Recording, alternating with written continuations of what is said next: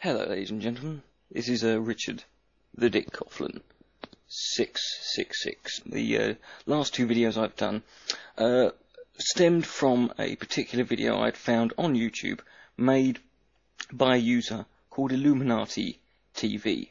He is a horrid pile of useless, dried-up, 3-week-old, crusty foreskin eczema, and I thought, whilst he's still here, I might as well see what I can find out about the man.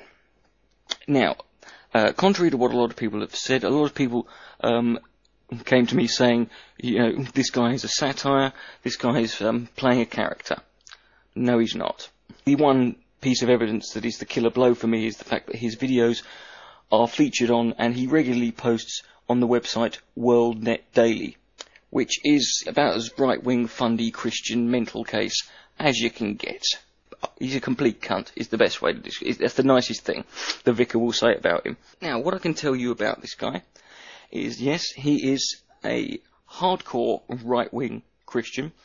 The usual drill, pro-gun, pro-war, pro-death penalty, anti-gay. He's basically your typical right-wing bigot.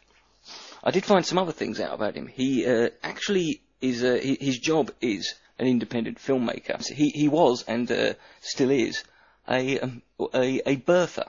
He's one of these people who believes that Barack Obama was not born in the United States of America. He was born in Kenya. He even was responsible for making several campaign ads for the birther movement. And his name is, as I said, Jason Mitchell. I'm going to tell you something about Jason that you might not have considered. But I've got to tell you a story first.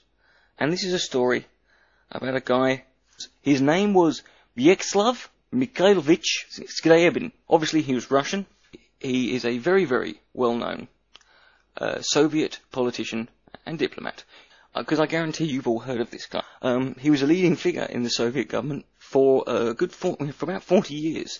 In 1906, he joined the Bolshevik faction of the Russian Social Democratic Labour Party. It was around that time he took on another name, a pseudonym. He chose to call himself by another name. We'll get to that later. In 1911, he enrolled in St. Petersburg Polytechnic and was also on the editorial staff of a underground Bolshevik newspaper called Pravda. Interesting thing about that was one of the editors, the main editor of Pravda, was a guy called Joseph Stalin. In February of 1917, there occurred in Russia what was known as the February Revolution. Bit convenient, really. And Vyacheslav had a lot of standing capital. He was one of the few Bolsheviks that actually had a lot of standing capital, which made him one of the elites. It was around this time Molotov sort of became a protege and very close adherent to Stalin. In 1930, Vyacheslav became chairman of the Council of People's Commissars, which is the equivalent in Russia at the time of the Prime Minister. He carried out Stalin's line of using a combination of force and propaganda in order to crush any peasant resistance that there would be to the current regime.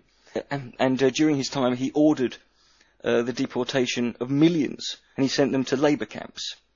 I suppose today you might call them FEMA camps. Contemporary historians actually estimate that between 7 and 11 million people died in these camps of either starvation. In 1937-38, Vyacheslav personally approved 372 documented execution lists. There is no record of him contesting any of these execution proposals. In 1938, things got very interesting. Hitler, remember him, invaded Czechoslovakia. In May of 1939, Vyacheslav was appointed as foreign minister. There was then a war with Finland. The Soviet Air Force made extensive use of incendiaries and cluster bombs against Finnish troops and fortifications. And when Vyacheslav claimed on a radio broadcast that the Soviet Union was not dropping bombs, they were actually delivering food. Skipping forward to 1941, Stalin took over as the official head of the Soviet government. A trade agreement was concluded on August on the 18th of August, and on the 22nd of August, von Ribbentrop, who was Hitler's foreign minister, flew to Moscow to conclude a formal non-aggressive treaty with Yechlev. The most important part of the agreement was this secret protocol, and in this protocol it gave Hitler the green light to invade Poland, which began on September the 1st. He is the only person, he's believed to be the only person to have ever lived who shook hands with the following people: Lenin, Stalin, Khrushchev, Mao, Hitler, Franklin Roosevelt, Winston Churchill, and Tito of Yugoslavia. What's my point? Well, here you've got a guy. He was a propagandist.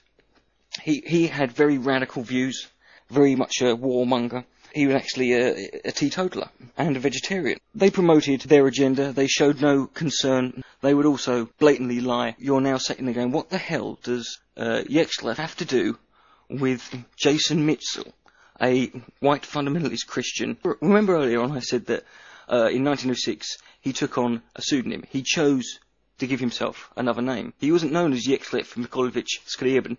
He was known as Yechlev Mikhailovich Molotov. Molotov was what he became known as. He became known by that one word.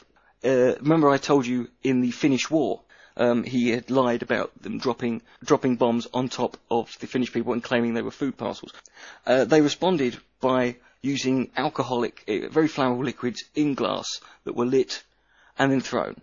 And they became known as the Molotov cocktail. What does this have to do with Jason Mitchell? Well, Jason Mitchell does not call himself Jason Mitchell for his channel. He is known, and has always been known, by his nickname that he chose, you guessed it, Molotov. Now, why would a man who does nothing but talk about the evils of socialism and communism and compares people constantly to, including his own president, to people like Stalin, why would he choose a guy whom he speaks out against and tries to use in order to demonize people on the left? Yes, I'm on to you, Jason. I know your game, comrade. I see what you're doing.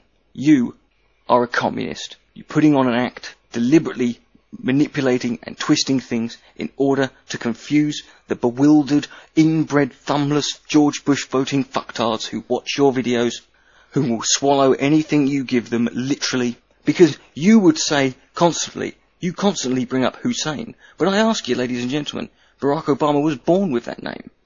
Now what's worse, being given the name that happens to be the same as a mass-murdering dictator, or choosing to call yourself by a name that was the same name that was chosen by a guy responsible for more deaths in the political positions he held. Barack Obama can't help that he's a Hussein. But you choose to be a Molotov. And you're certainly a cock. And you are completely fail. Ladies and gentlemen, this is the shocking truth exposed. This is Jason Mitchell, Molotov cockfail, the man who wants you to be put in a Labour/FEMA camp, the man who is basically an elite which he'll speak out against. The man is straight edge. The man doesn't drink. The man will lie. He will twist the facts just to make sure that you can't know the truth about what he's got in store for you. Don't fall for this man, ladies and gentlemen. Spread the word. Jason Mitchell, illuminatiTV, is a fucking commie prick. And that is what we call here on the internet. And I'd get used to hearing this term, because it's going to happen a lot to you from now on. That is what we call pwned. Richard the Dick Coughlin, 666. Good night. And may God bless.